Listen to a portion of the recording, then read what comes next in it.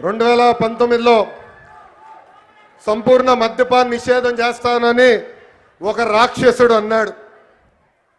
ఏకంగా అమ్ముతున్న మద్యం ఆరోగ్యానికి హానికరం అని అధికారులు అనేక సార్లు చెప్పినా ఏకంగా ధనదాహం కోసం విషం కంటే ప్రమాదమైన మద్యం అమ్మి ఏకంగా తాలిబొడు తెంపాడు ఆ రాక్షసుడు.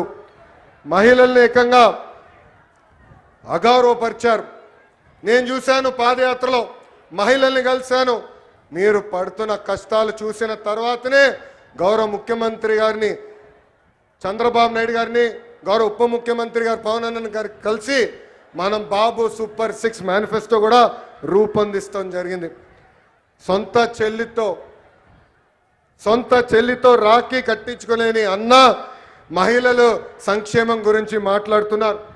సొంత తల్లిపై కేసు గెలిస్తే వాళ్ళు సంబరాలు ఈరోజు చేసుకుంటే చాలా బాధ కలుగుతుంది. అందుకే వాళ్ళందరూ ఒకటే చెప్తున్నా, ముందల మీ ఇంట్లో ఉన్న అక్క చెల్లెలు పెద్దమ్మ చిన్నమ్మ అదేవిధంగా తల్లికి న్యాయం చేసిన తర్వాతనే మా గురించి మాట్లాడాలని హెచ్చరిస్తున్నా.